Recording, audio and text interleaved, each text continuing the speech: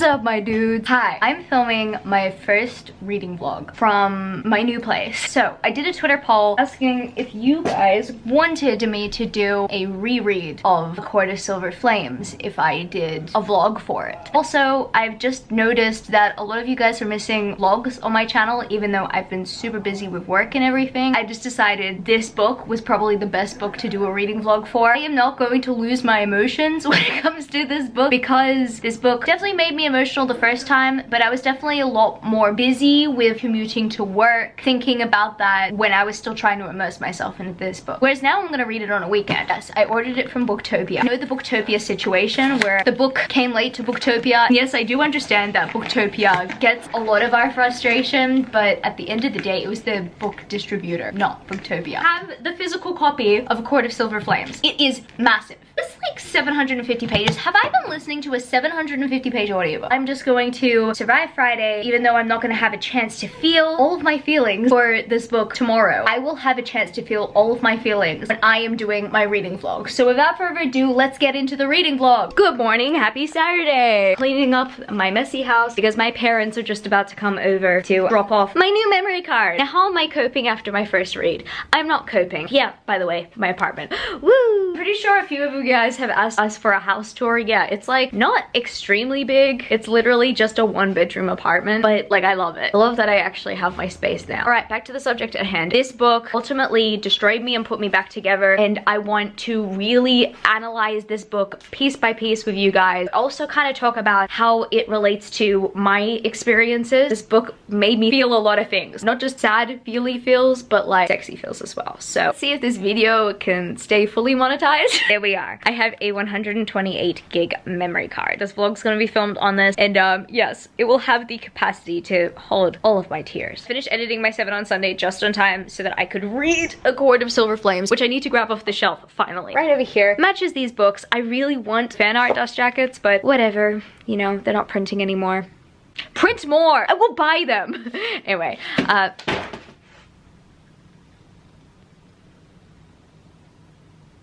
okay, yeah, I think I'm a lot like Nesta. I've been very lonely when it comes to not having anyone to talk to about books. I mean, yes, of course, I talk to Camillo about books all the time, but there's only so much he can take. I'm not saying that he can't take anything, it's just like I don't want to talk about everything when he hasn't read everything, you know? This will be a spoilery vlog where you guys have read this book, assuming. So yes, I am going to be talking spoilers as I'm going through this book. I'm gonna get into the read, and we're gonna see where this is gonna take me.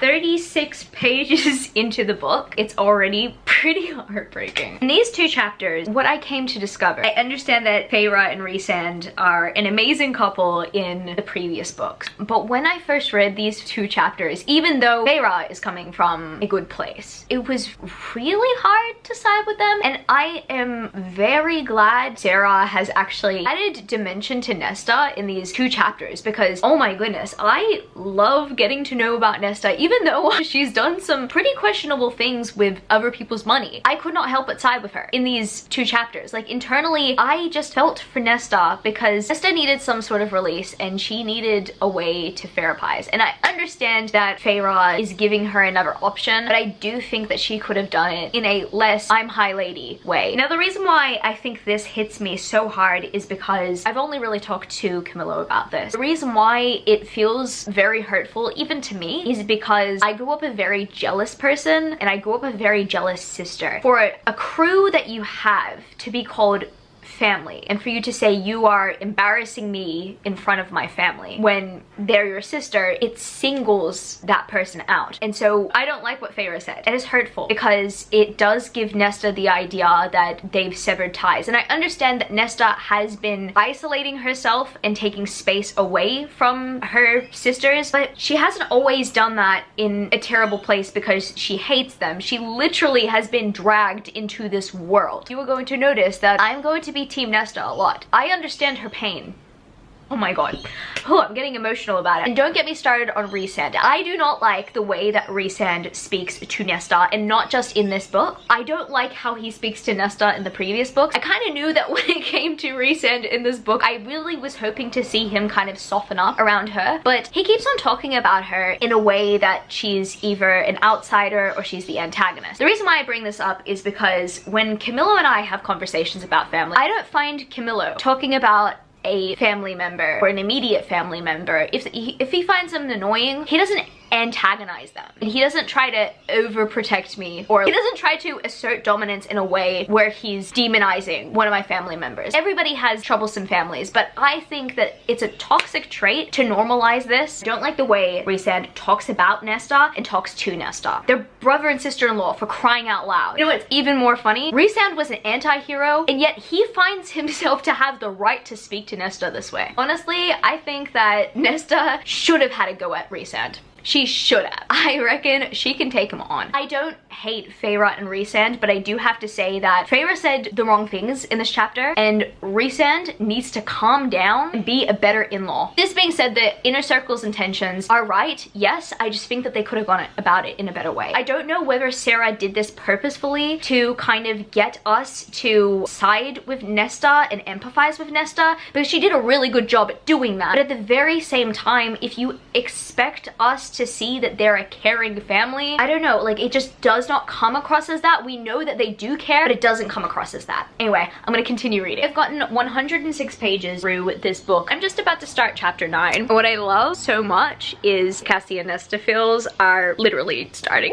I'm enjoying that a lot. But I remember when I first heard the synopsis that Elain was going to play a part in this book, and it has been revealed that Elain is. I just knew it. As soon as we hear in Acotar that she literally goes into the cauldron, and Nesta essentially took a lot from the cauldron to the point that the next person went into the cauldron. They had their almost immortal life that the Fae do, but the plot twist is that they lost their youth and beauty. Honestly, that is horrifying. And what I do like about this book series is that even though, yeah, there are a lot of steamy scenes, I do believe that the Court of Thorns and Roses series is on the border of horror. And the reason why I do is because it's very horrific at times, and also there are terrible scenes. I have read Berserk, which is a horror manga. If this series was to be translated into manga, they would definitely categorize it as horror. I am a firm believer in that theory. I do believe that there are some horrific things that happen in the series, and what happened to Elain was one of them, and there are so many other things that I'm going to unpack in this video, obviously. When I first read that, I was horrified that that would happen. It was such a crazy plot twist, and I just knew that Elain was going to come into the story, get her revenge, to try to mess things up for good reason. I love a good villain with a good motivation, and that's a great motivation. I love to see that Nesta is trying her best to go down these stairs so that she can escape, simply because she was not given wine.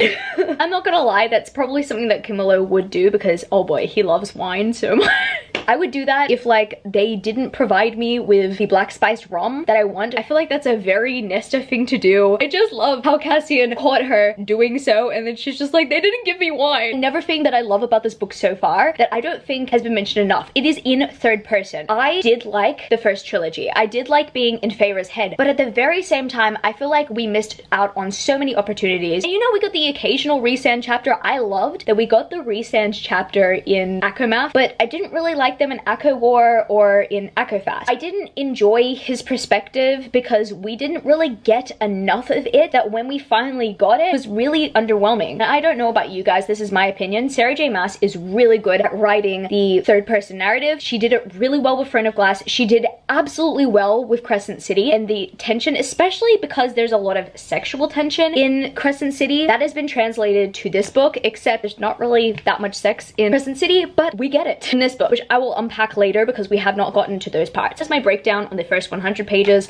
Let's see where we go from here. Page 210 I am up to, which means that I am 17 chapters into this book. How do I unpack this? There's a good amount of tension between Nesta and Cassian that I really do like, but at the very same time, it is conflicting when you see the couple that you ship the most butt heads, and you've had good reason. What I've noticed is that a lot of people in this book series do not know how to say the right things at the right time. There was a part where Nesta thought that she was hated by everyone, essentially because Cassian literally said, everyone hates you, after she said, oh yeah, Rhysand hates me, he's an a-hole. In that context, it did make sense, but at the very same time, kind of a hurtful thing to say. I don't know if he knew that it was as hurtful as it actually was to her, because she seems to have a will of steel, so it's as if words can't get in there and hurt her, but he doesn't know that she kind of does have these feelings for him. So yes, of course, it was kind of like a low blow. I love that so much because there's this dynamic of them just like liking each other but not knowing. I felt like heartbroken for Nesta, but I'm so happy that he picked up on that and realized, oh, maybe that's not the right thing to say to the person that I like. I love getting introduced to these new characters. There's this character called Emery who Nesta meets through visiting a store one day, and then you get to meet Gwen, who is from the library that pretty much Nesta has to be a librarian, and that's really cool. I love that added dimension to the story. If you guys don't know, I worked at a bookstore for over 8 years, and even though I don't miss retail, I do miss being able to put books on the shelf and knowing where they go, the art of losing myself in getting to do that. And so I absolutely love how this book kind of has that as well. I don't know, that added element just makes this book even more special to me. You got to hear about what happened with the priestesses. I remember first reading in Acotar, I think about Clotho's story, but it only just hit me again when I was reading the backstory of the priestesses and how Nesta kind of almost resonates with that in a way, because yes, she has gone through a lot as well, but it kind of feels good for her to not be alone in a situation, but also she gains this passion for helping women learn how to defend themselves in a world that is so cruel to them. Now I see her shining so much. This is something that I find it hard to believe. Nesta is a very tough person and comes off as very strong, yet she's very physically weak. When I first read that in, I think, Acotar, she wasn't physically trained, I was thinking to myself, how does she scare people off? Does she, I don't know, punch them in the face, or does she genuinely just look scary? She sees a need for every female to be able to defend themselves. I love that. So Nesta comes up with a proposition for Clotho, and Clotho will give every female her blessing if they want to do it. I'm just so happy that this is going through. So Elain decides to show up. The conversation between Elain and Nesta was very much a train wreck, and now I can see how I resonate with Nesta in this part. Once again, I tend to have jealous tendencies, especially when I think about other family members who are winning favor with people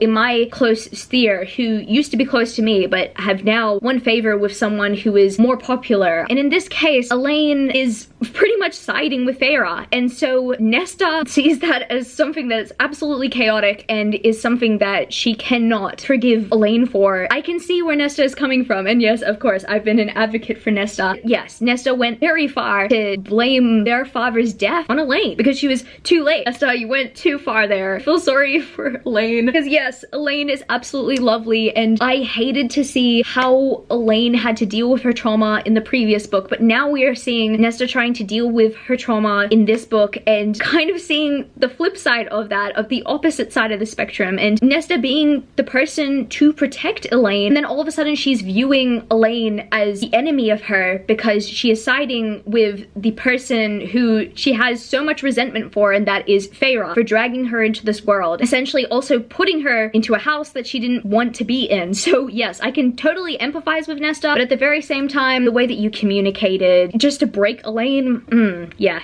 not cool. I saved this for last. Yeah, so the smut is starting. There's a scene where we have a bit of self-love. There's a bit of tension between Cassian and Nesta, and I love that.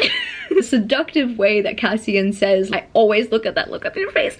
I remember when I first listened to that on public transport, I just blushed so much. This is why I'm so happy I'm doing a reading vlog, because I can actually express these things in private, because oh my goodness, you know what? I needed to contain myself. It's got me feeling things, and we're gonna get more of that as we go along. I am blushing like an idiot right now. Oh my goodness. I just knew that their dynamic would be amazing when I literally first saw them in a scene, even though Cassian and Nesta did not get along. Like, I shipped them instantly. There's just so much tension, and there's so much chemistry even in that tension. I wanted to see it more in Acotar. As much as I did enjoy Acotar, I feel like they wasted potential with the ship, but I love that we have an entire book dedicated to it. Their dynamic I love more than Feyre and Rhysand. Not to say that I didn't like Feyre and Rhysand, it's just, it's a what easier to see their chemistry right off the bat. You know what I'm gonna do right now?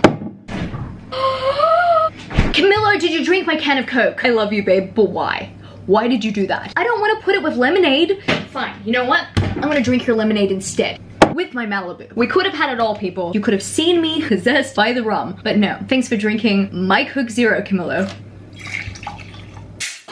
So, I'm on page 235. This might be an announcement that everybody is excited about. We're gonna talk about Feyre's pregnancy. I'm conflicted about it. Before I proceed, everyone is entitled to their own choice, whether they get married and they have a child straight away, whether they are in their early childbearing years and they decide, I want to be a mother, or whether they see someone and they think to themselves, I want to be a mother with you, or I want to be a father with you, let's make a baby, or my preference, where I want to wait for a very long time until I have a child because I want to be able to have enough time to establish my relationship and make that solid and work on that before I have a child. Feyre, who is 21, soon to be 22 in this book, is already pregnant. It's interesting because she's almost kind of immortal. Like, she's not necessarily immortal. Like, when you're a Fae, you're not necessarily like immortal, but you live for such a very long time. I think it was very interesting that she decided to become pregnant at this time because she's only just spent a short amount of time with Rhysand. I get it, she accepted the mating bond and she decided that she wanted to be mated with him, and yet she decides that she wants a baby now. I'm cool with that, but at the very same time, when you have so many years ahead of you and your fertility, I actually don't know, does it crumble when you are Fae? The reason why I say this is, like I mentioned, I want to wait a while until I have a child, and I had a massive pregnancy scare within the last 2 weeks. I literally took 2 pregnancy tests. Last Friday, I took a pregnancy test, and thank goodness I'm not pregnant. And then I literally took one like 2 days ago, and no, I'm not pregnant. I am this paranoid to becoming pregnant. And guys, I take oral contraception. Not only that, we use barrier protection. Every single time I get constipated or indigestion, I buy a freaking pregnancy test.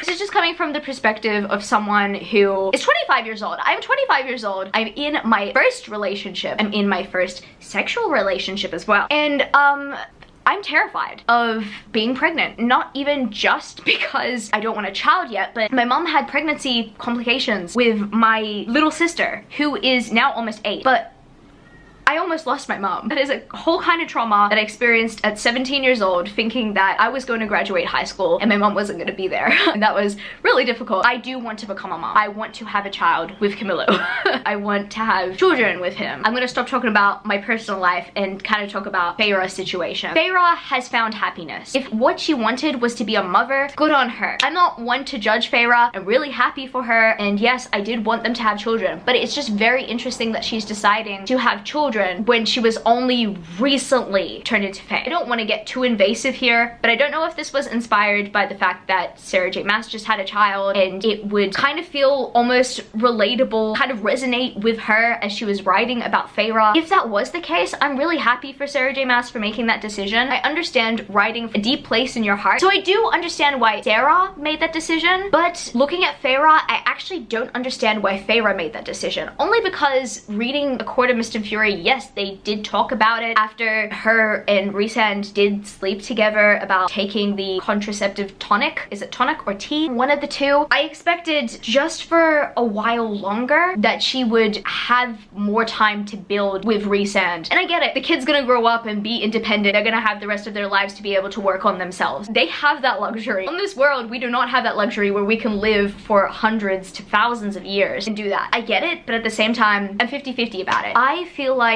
I need to go out and buy a Coke. What I'm gonna do while I walk out to Woolies is continue listening to the book on my audiobook, go to the next chapter. Hopefully I'll be back soon and we can drink some rum together. Before I leave to go to the store, chapter 22 is very hot. This is really hot. Oh boy. So, quickly, Favour for Favour sex. I love this dynamic. You know why I love it so much? I feel like I missed out on it for years. Context. I was very much sex repulsed a few years back. When I was reading A Court of Mist and Fury, I felt uncomfortable reading sex. For one, I identified as asexual, but 2, I was sex repulsed, and 3, being that I grew up religious and stuff. You know, sex before marriage, guarding your heart, purity culture, you know, when people are told that they're used once they have sex. The that's a whole nother agenda that I personally feel conflicted with, but I understand if any of you guys will agree with that. Like, that's cool and stuff. I don't want to disregard that opinion because I understand. That's a bit TMI, but what I'm saying here is that when I read A Court of Mist and Fury, I did not enjoy the sex scenes as much as I could have if I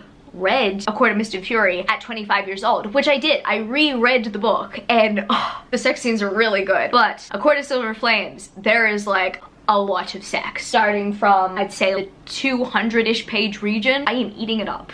Especially because, yes, I am on the asexual spectrum, but now I identify as demisexual, and I am in asexual relationship, and I'm no longer sex repulsed. I love the idea of having sex with the one that I am intimate with emotionally. I can see these scenes in media, and I think to myself how much I can resonate when I am with my partner, and I love that so much. And so reading this, even though I get it, it's just sex, you know, to Cassian and Nesta because they went from haters to friends with benefits, I'm really enjoying it. We all know that Cassian and Nesta are like perfect for each other, but they just needed a little nudge to get there. I understand if people think that the smut is a little bit cringy, but I don't mind. Let's just say it makes me feel alive. I'm sweating like a pig right now. I don't know if it's because that I'm a massive hornball right now or the fact that it's just really hot outside. I'm gonna take a walk. I'm going to try to get through the rest of this sex scene before I leave the house, so I'm not extremely frazzled when I go to Woolies. All right, I'm back home from the shop. Sorry if I made you dizzy. I made myself dizzy. Oh my goodness. I was listening to the audiobook when I was walking to the store. The last thing I wanted was a hot and steamy scene to listen to when I was out. Thankfully, as I was walking home, I got to listen to it. I have a bottle of caffeine-free, no sugar Coke, and Camillo cannot have any. I'm joking, babe. You can have some. Next time, don't take my Coke. I'm up to page 300. After the whole pregnancy conversation, Nesta being defensive over Elain, we have a good amount of sex. Within 100 pages, we have 3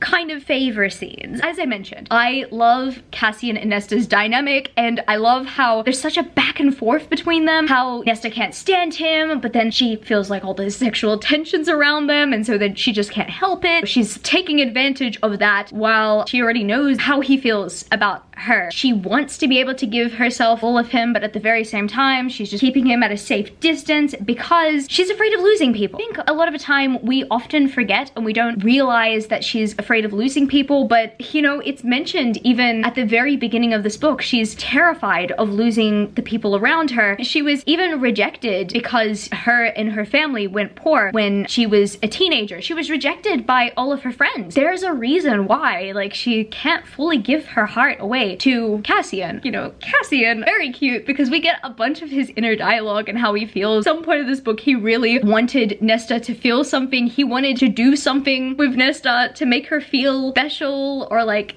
special in bed, you know, like essentially just wanted to have that moment, and he finally got consent to have that moment with her, and it was just wonderful. Kind of like that Sarah J Maas is going for this hookup dynamic when it comes to these two, because it actually suits them the best, especially because Nesta was already doing that before she had to start training, but also she already had some sort of feelings for Cassian, but she couldn't fully let them in. I could analyze this, I could talk about this for days because I just love this. But I also got to talk about the fact that we get to know Emery a lot more. I love the fact that Sarah has introduced a few female friends for Nesta, because as much as I do like the Archeron sisters, Nesta and her 2 sisters don't gel well because there was some sort of division between the girls when they were younger. Nesta was the favorite of their mother, and Nesta essentially has daddy issues, whereas Elain and Feyre were closer to their father. There's this current division in this book that's becoming even more prominent. I understand what it's like to be closer to one parent and not to be favored by the other. I also know what it's like to see one of my siblings be favored by other people, and me not being favored, and how lonely that feels, and also how much jealousy can consume you. This is something that I've had to really confront with psychology. The way that you're raised does affect you in the future. It does affect you even as far as 25, 26 years old. Nesta and I are the same age. That's why I highly empathize with her, even though of course she's not necessarily the greatest character and not even the nicest person at all. They even mention Nesta's grandmother, how she was a horrible grandmother too. do. Nesta can't bring herself to visit her grave or to put flowers at her grave. Nesta and Emery getting to spend some time together, getting to know each other. I love how Emery was introduced into this book. Not that she was going to be a small part to play in this book, but I thought to myself when I was first reading it, no, Sarah would not give her such a tragic backstory if she did not have a purpose for her. I really do appreciate her and Nesta's friendship. I love how Nesta is meeting people like her. Also, Nesta has this overall feeling of doubt when it comes to these people because once again, she doesn't want to lose anyone, and so she knows as soon as she shares her story with any of these people that she's met, she's gonna lose them. It's really hard because I understand what it's like to be held down by shame. And I like this book a lot because we are currently walking with Nesta, going through that shame and seeing her develop through it. Cassian is talking to Nesta's friends, which is really cool. I love how they're getting to know each other. Like, I understand that a lot of people do like the inner circle. At the very beginning of this book, I just realized that I did not want to spend time with the inner circle. I get it. They're family. They're happy with each other. We had a Quarter Frost and Starlight for that as well. But I wanted to spend more time with other people. And I love that we have Emery and Gwyn at the moment. Emery, Gwyn, Cassian, Azriel, Nesta. I just love them. They need to extend the inner circle, or they just need to make their own inner circle, honestly. Yes, I have ice in the shape of some stars. This one is for Starfall. This was not intentional, I swear it wasn't. I thought I left it for a good amount of time before that happened. No! At least nothing got on the camera, okay? I have reached the halfway point of this book at chapter 37. The drink has really buzzed me, my goodness. So we left off before, we were seeing Cassian with Nesta's friends, which was really cool. I love how Nesta started talking about romance novels with her friends and was recommending some really raunchy stuff. I resonate with Nesta so much because it's really hard for me to have a conversation with someone who does not enjoy either books or media. For me, I struggle to connect with anyone that way. And it was just so good to see someone who kind of resonates in the same way, because when you finally get the chance to talk about books or media to someone who is interested, you become a different person. You express yourself to the max. And that is what Nesta did. We love to see it. Nesta is cold, and at times I think she went a bit too far with her coldness. I really wish that Nesta wasn't so hard on everyone, but Nesta can't hate everyone as much as she hates herself. My goodness, oh my god. Seeing soft Nesta talk about books and her being able to relate to people like me is just so beautiful. It just reminds me of the time where Camilla and I first noticed each other and we realized that we were different people than what we thought we were, because we just started talking about Marvel movies and comics. We bonded over that, but we knew of each other for so long because we were acquaintances, but we just never really spoke to each other. It's the best feeling ever when someone is interested in something that means something is actually pretty dear to you, for them to be able to like understand and you to come alive in front of them and to be able to express yourself. That is why I'm so happy for Nesta, because it worked out well for Camilla and I. It worked out well for some people. I don't have too many friends. And then we get on to her nightmares. He still is not a nice person to Nesta at all, but like, at least he got to see and experience what she experiences on a frequent basis with her nightmares. To be put into the cauldron against your will. As much as Nesta is cold, she actually does have every right to act the way that she does. And so then we go on to find out that yes, there is a pregnancy risk. As I mentioned earlier, big reason why I need to prepare myself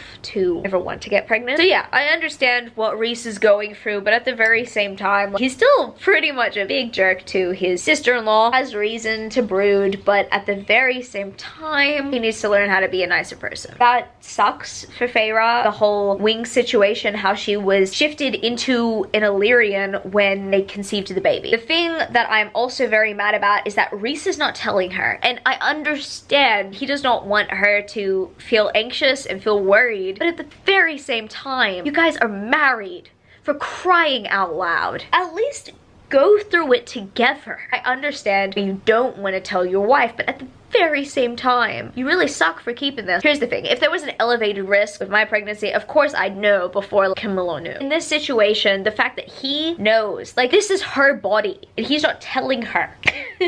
Where is that Rhysand, that champion's woman? All of a sudden, he's keeping something about what is going on within her body. It's kind of out of character for you, Rhys. I don't hate you, Rhysand, but you are being such a jerk, and you really need to respect Feyre. Nesta, Cassian, and Azriel and their whole situation, where Azriel goes missing, and then Nesta encounters a Kelpie. There's just this huge, crazy battle in the very smack bang middle of the book. I feel like we finally got to fully see what happened with Nesta and Thomas, I think it was, and also experiencing what's going on with Cassian and Azriel. Both of these things happening at the very same time. Stakes went really high. She has been drawn to the mask for a time. She is finally so close to the mask that the Kelpie slaps the mask onto her and she takes down that Kelpie. We'll see whether I continue on today, but if I don't continue on today, I'm continuing on using my Sunday morning and afternoon to pick up where I left off and to finish the book. What up, Sarah Jimas, book lovers? We are going to continue this vlog with me making some tea. Me telling you how I feel today. I am planning to make a chai tea, but an iced chai, which means I'm gonna put a bunch of ice in here and then let it brew, and it's just gonna be perfect. I've been continuing on with the book and it's been good. I mean, I know, I've already read it. Yesterday, I was experiencing a bunch of withdrawals from my first read, and also, I think this is really hard for me to say at first, and now I'm gonna say it. I'm not gonna wait till after the vlog to say it, but I'm gonna say it right now. I did not want to cry. I was really depressed yesterday night, and this morning I was also in a very much a dark place. Let's pour the tea in. What is making me discover this is actually reading this book. I think I came to the conclusion that the reason why I connect to Nesta so much is because of my experience with anhedonia and going through that against my will and having to recover from that. And in that process, I pushed so many people away. And I blame myself for it a lot. Sorry guys, this is meant to be a lighthearted vlog. Oh my goodness. This is why this book is so important. It deals with the same kind of PTSD that I'm dealing with right now, that I see professional help for. But it also made me realize that yes, I can see professional help, but I also need to make friends. I only have Camilo to talk to. Of course, I probably have more people to talk to that say that I can talk to them at any time. It's just I feel guilty to talk to them, and I've been relying on Camilo. But Camilo has friends. He has people he can go to, and I only have him to go to. And so yesterday night, I contemplated what I should do. This morning, I decided to reach out to an old friendship group, and that felt really good actually, even though I was nervous and I was scared that no one would accept me because I pushed them away when I was not okay mentally. I isolated myself. Let's just say that it's always better than what you think it's gonna be. You know how I told you, books that deal with loneliness always hit me, or they always get to me, and they always tend to be my favorites. They also destroy me on the inside like this, and I never know how to deal with it. And I think this time, with a book that deals with someone who has been put into the exact same situation as I have, someone who has been put in a situation against their will, and then they've isolated themselves because of it. Like, I'm literally Nesta. I think I came to the conclusion that if Nesta can go through all of this and still come out of it stronger and still get her chance to start over, then I can. So I just have to fight for that. Anybody who is watching this right now, I know that I'm going to be okay. It is hard for me to accept what I'm going through. It has been for the last 2 years, but I'm gotta trust that I still have a lot of life in me. If anybody thinks that I've not been present and they've been annoyed with that, I'm so sorry. I want to be better at these things, but also I want to be kinder to myself and know that I deserve happiness. Back to the tea recipe. I've put the ice in here. In here we have chai tea, some almond milk, and 2 scoops of sweetener. That's what the tea maker's doing. And in a couple of minutes, this chai tea will turn into an iced chai. People who are still watching me and who are currently watching this vlog and support me, I just want to say thank you. I do see you, and I think I just need to be brave enough to reach out a bit more. So I started the next chapter yesterday night, and then all of a sudden I was in a dark place, so I couldn't continue. Then I read a couple of chapters this morning. I'm currently up to chapter 40. We had another scene with Cassian and Nesta that was pretty nice. So we had a scene with the Night Court Inner Circle talking about what happened with Aerys's army. But most importantly, we got more training sequences with our lovely ladies, and I'm just so happy about that. Continue on reading. Finally, in the 500s. Now we have a lot to unpack. Part 3, Valkyrie. Oh my god. So we started off with a scene with Nesta and Elain, seeing the tension once again between Cassian and Nesta. Fascinating, love it. But then, all of a sudden, Amren and stuff, they find out Nesta has a power to create magical weapons. These are like ancient artifacts that have been destroyed, essentially, and she can make new ones. But here's the thing, I like the Inner Circle, but they're very much a dysfunctional family. Definitely not perfect. They like to keep secrets, and they like to be very cliquey. I think that happens a lot throughout the series, but we really kind of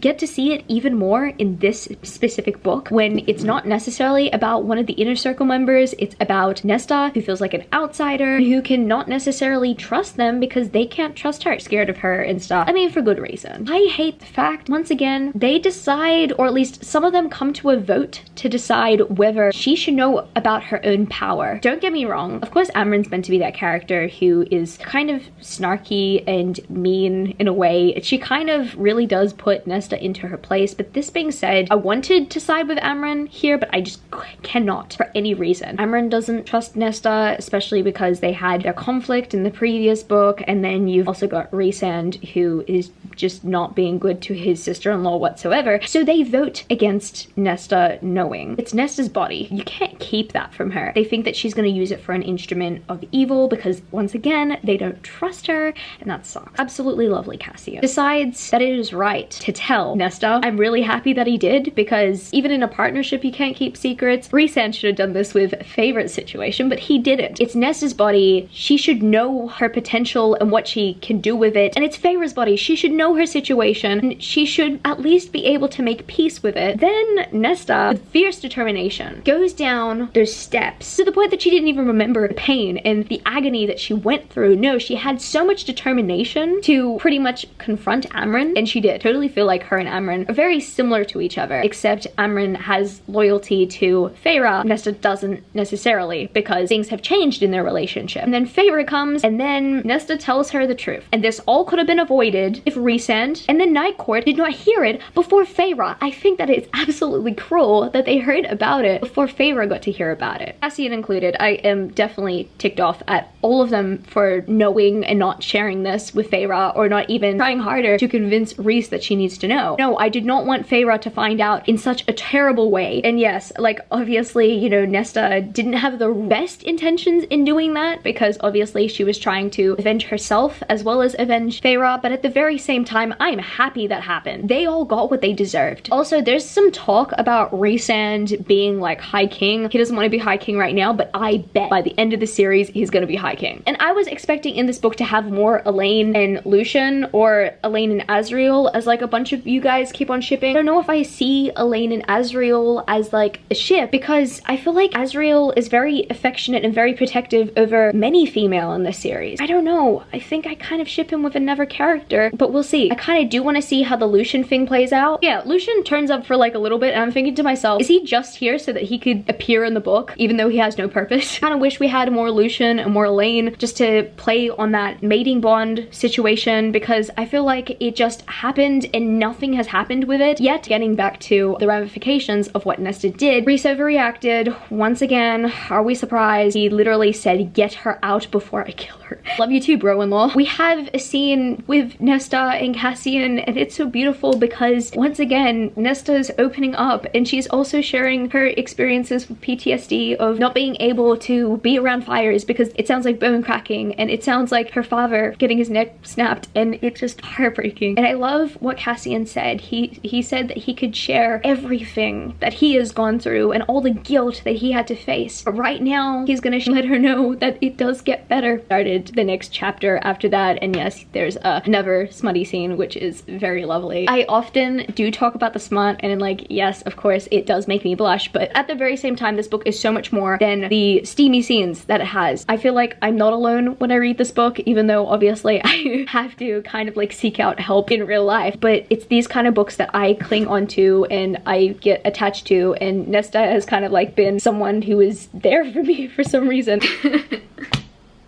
Context, I finished chapter 58. It never ceases to make me cry. It's truly one of the most beautiful scenes. Cassian and her are finally together. It was just perfect. Everything I wanted and more. It makes us waiting for them to get together for years worth it. That one scene just makes it worth it. We as readers encounter Elain again. And then Nesta encounters Lanthus. He gives her this very creepy vision, try to make her his queen, whatever. They got out of that situation, and then all of a sudden Nesta is forced to face her in-laws. Thankfully that goes okay. No one got beaten up. All of a sudden they decide, based on Elain trying to sell Nesta's skills and how she could be useful, they propose to her that she should dance with Eris. That's something that I did not see coming. Let's just talk about Nesta's dance scene. They are so beautifully written, and it makes me want to go back to the days where I was dancing. And that's probably because I actually grew up in a musical family, and so I kind of love seeing that in a character as well. She's not only a librarian, she loves to dance and she loves music. Oh my goodness. Cassian gets jealous. I've noticed Feyre has been acting like a full-on high lady when it comes to Cassian's brooding feelings. She's been putting him in his place and be like, no, no, no, she's on duty. You can't do a thing about it. Nesta dances with Eris. I love the way that the dance scenes were written. Personally, I found them electrifying to read. Then all of a sudden, Eris starts lusting after Nesta and wants to marry her, which is like kind of a big compliment considering that Nesta was like feared by a lot of people, but at the very same time, heartbreaking, because the two courts' very alliances might just be on Nesta now. It's meant to stir attention. I'm happy that Rhysand said that he'll think about it. And then we get onto a winter solstice scene. Once again, the inner circle are kind of like forced together. I did want to see a different aspect of the winter solstice, like, you know, see the main characters of this book somewhere else, but that is okay because they also kind of want to be somewhere else, and I kind of like how there's some sort of commentary on that. Asriel gave Nesta a gift. I mean, it's so simple. Asriel is a lovely person. Once again, this is just proving to Nesta that yes, she is worthy of being loved, and yes, even though she doesn't feel like she deserves it, everybody deserves a second chance, and I love that Asriel took that time to consider her. And then we get on to the next scene. Cassian reveals that he gave her the most thoughtful gift, and oh my goodness, like, he gave her music essentially, like, through this egg thing that records music being played to it, and he knew that she loved the music that was being played when she was dancing with Eris, and she can't accept it because she doesn't feel like she's worthy of him. He truly thinks that she might have like fallen for Eris and does not have any feelings for him, but no, it's because she says that he's too good for her. And this is giving me like so many vibes, like my personal love life, that how I felt and how Camillo felt, and I just find it so beautiful when you have those moments where it's hard to live within your skin and deal with all of your mistakes, but experiencing healing through your partner and talking through that and processing it together and realizing that at the end of the day all there is love, and that's where we're at. Let's talk about mid-chapter 62. We have some good establishment with Nessian, and then the big bombshell drops that they are mates, which I'm happy about. And I understand some people might find this twist to be predictable, but I'm really happy about this twist because I swear, when I first encountered them 5 years ago in A Court of Mist and Fury, I wanted them to be mated. However, the scene was kind of bittersweet because Nesta does not want to let go of the last human part that she had, because she was essentially thrown into this world against her will. It did kind of break my heart to hear Cassian's response, but I mean, it was a poor choice of words. To the mating bond as being like shackled to her, and that would have just definitely been kind of hard to take because it makes it seem like both of them did not want to be mates, but obviously they like each other. All of a sudden they make a bargain, or she makes a bargain for him not to speak to her for a week, or when she comes to him next, whichever comes first. Also, getting back to the Valkyrie training, they literally train in front of people who qualified them for the Blood Rite. Before we get to after this part, I did not see see what is gonna happen next coming. The fact that these girls went from weak and defenseless to strong and qualified warriors, it makes me so happy to see this. And also we have Starfall, and what I do love is how Nesta apologizes to Amren and they kind of reconcile with each other. I think that that's so beautiful because I kind of just wanted them to bond with each other and be friends with each other, because I know that they've both gone through so much and I think that they really do suit each other as friends. I know that by the end of this chapter things are gonna get really intense, so let's keep reading. I've finished this beauty for the second time. This is the best book in the Acotar series. I do not care what any of you guys say. I understand A Court of Mist and Fury is a groundbreaking book in this series, and I love that it's a game changer, but this has the same energy. In between reading it, I was on Twitter and I saw so many of the people I follow refusing to read this book because they don't like Nesta. I guess Sarah J. Maas wrote her the way that she did for a reason. Nesta has gone too far many times. That was kind of a good indication to show the reader how hurt she was and how attacked she feels, to the point that she would defend herself. And I love how in this book she goes from being someone who cannot bring herself to show that she cares for others because she doesn't want to lose them, to being someone who wants to feel everything and be present for everyone. I cannot believe I doubted Sarah J. Maas. After reading like A Court of Mist and Fury, and then also after reading Crescent City, after reading those, I doubted Nesta would find redemption. And you know what? Nesta didn't need to explain herself at all, because I've recently gone through a time in my life where I do connect with Nesta as opposed to before. Even though I have gone through trauma my entire life, that part of my life really does relate to how Nesta deals. And I understand that a lot of people keep on not forgiving her for not being around with her family, but I have been going through what I've been going through and I understand where she's coming from. I don't forgive myself for it either. I don't forgive myself for not being present when I should have been. But everything hurts so much. But I have to find it in myself to rise up and be the person I want to be again, and find that within myself. And that's what Nesta had to do in this book. And so that is why this book is one of the best books I've ever read. Blood Rite was a plot twist that I did not see coming that was going to happen in this book. I thought to myself, maybe it's gonna happen in the second book, but no, Sarah J. Maas just went in there. I am a sucker for when the lover or one of the lovers is manipulated by a villainous higher power. They're forced to fight their love. I love that trope so much. It reminds me of Divergent. It's that romance, that love feel where you just don't want one of them to die, and if the other person dies, then like the other person will not be able to live with it after they're taken out of that manipulation. I love those scenes so much, and I cannot help it, even though they stress me out that Sarah J. Maas put it in this book. It literally put the cherry on top of the cupcake. Nesta fully embraced mating bond, literally saying while she was fighting in the Blood Rite that her mate taught her that. There isn't anything that I would demand of Sarah to write even more in this book. Like, everything was perfect. Even though I kind of just wish that Rhys was a nicer person, there was some necessity in it. Kind of happy that the inner circle are finally accepting her for who she is, and Nesta has changed in a lot of ways and they can see her development and they are accepting that, and that is great. And what I do also appreciate is Nesta and Rhys's embrace. The big plot twist of this book is that I didn't actually expect the birth to happen in this book when I first read it. I was thinking to myself, okay, no, Feyre's probably going to be pregnant throughout the entire book trilogy. Nesta essentially saved them, and I understand that Nesta has redeemed herself many times to the reader in this book, but she definitely redeemed herself with the inner circle, proving herself loyal to them even though things have changed with her and her sister, like the relationship dynamic and everything. She still loves her at the end of the day, and that love is a strong bond. Even though I do love Cassian, I did want Nesta to say I love you to Cassian first. She said it to Favour first. I think that that expression was just such a big part of her character development throughout the series so far, because she's found it really hard to express how she feels about people. All she technically does is have this possessive and protective nature about her, but she's now expressing her love and her appreciation for other people through different ways, and I love that she's using her words. Sorry, someone's speeding on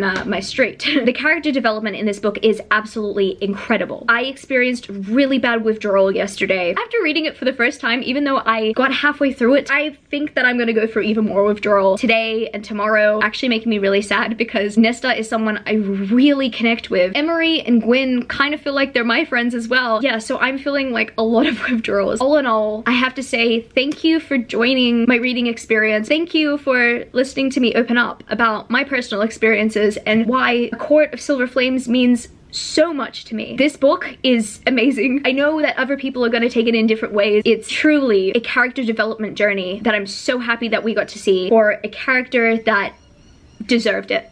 Nesta deserves the world.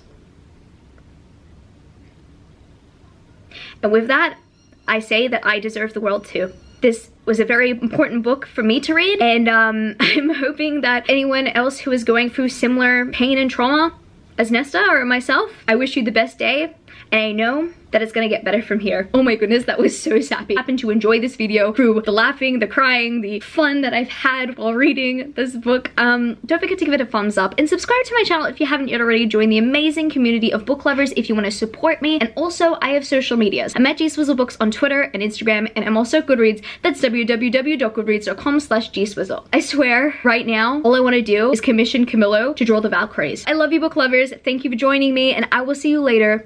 Peace.